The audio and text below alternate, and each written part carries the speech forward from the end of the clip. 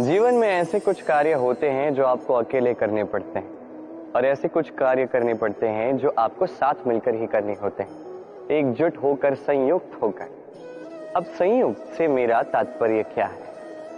मैं उन लोगों की बात नहीं कर रहा जो वास्तविक रूप में एक दूसरे के साथ आकर कार्य करते हैं। मैं उन लोगों की बात कर रहा हूं जो एक दूसरे से दूर रहकर भी एक दूसरे पर विश्वास करते हैं। मैंने पहले भी कहा था, समस्त विश्व की आस विश्वास में ही वास करती है। क्यों?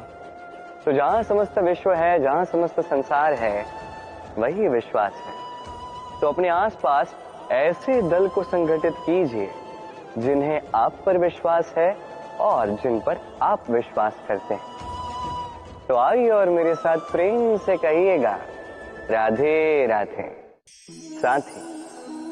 साथी इस शब्द के कितने पर्यायवाची हैं? मित्र, सखा, मीत, किंतु अर्थ एक ही है। वो जो आपका साथ देता है और वो जिसका आप साथ देते हैं।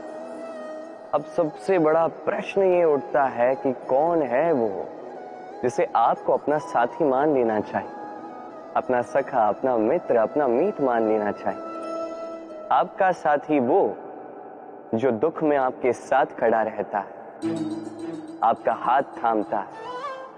आपका साथी वो जिसका हाथ आप अपने सुख में थामते हैं।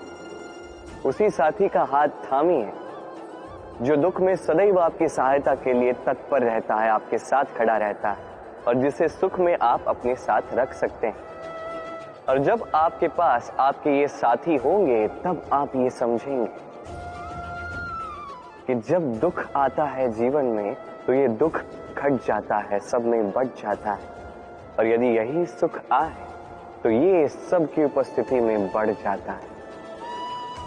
यही है प्रेम, यही है प्रीत, यही है साथ, जैसा मेरा और मेरी राधे का है। तो आइए और मेरे साथ प्रेम से कहिएगा, राधे राधे। पिता और पुत्र का संबंध अत्यंत मार्मिक होता है।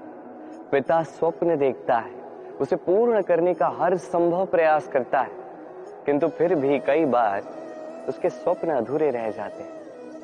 फिर पिता सोचता है कि जो स्वप्न वो नहीं पूर्ण कर पाए उसकी संतान अवश्य पूर्ण करेगी। जिस स्थान तक वो कभी पहुंच नहीं पाए उसकी संतान अवश्य वहां पहुंचेगी।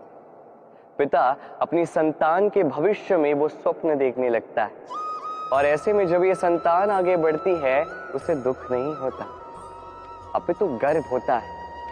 उसे अच्छा लगता है ये देख के कि उसकी संतान इतनी आगे जा रही है। किंतु जब संतान अपने ही अभिभावक की शक्ति से, उसके यश से ईर्ष्या करने लगती है, समस्या वहां उत्पन्न होती है। इसलिए हर संतान को यह स्मरण रखना होगा। देखिए, पुत्र होने के नाते, एक संतान होने के नाते आपका यह अधिकार है कि आप अपने पिता से बहुत आगे जाएं। आपके पिता भी यही चाहते हैं, परंतु स्वस्थ रूप में ये कीजिए। एक रेखा खींच लीजिए ना, ताकि आप आगे बढ़ते जाएं और आपके पिता को उसका गर्व भी हो और इस बात का दुख भी न लगे कि मेरी ही संतान मुझे छोटा करने का प्रयास कर रही है।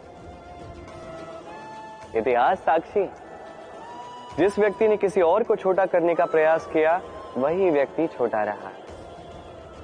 और मुझे नहीं लगता आप ये चाहते। किसी दिन आप भी किसी के पिता ही बनोगे।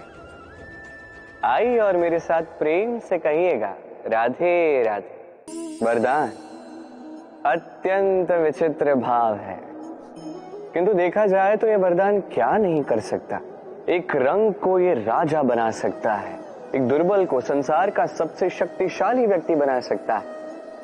पर हम भूल जाते हैं एक अत्यंत महत्वपूर्ण बात। वरदान इस शब्द के अंत में दान छिपा है। ये दान बहुत महत्वपूर्ण है। स्मरण रखना चाहिए हमें कि ये वरदान हमें दान में मिला है और इसीलिए इसका सम्मान करना आवश्यक है, इस पर अभिमान करना नहीं। और जो व्यक्ति वरदान पर अभिमान करता है उसे हानि ये पहुंचती है कि उसका ये वरदान उससे छिन जाता है। वर अर्थात श्रेष्ठ, अर्थात वरदान का अर्थ हुआ एक श्रेष्ठ दान। अब यदि इसका उपयोग आप किसी को हानि पहुंचाने के लिए करेंगे तो हानि केवल आपको ही पहुंचेगी।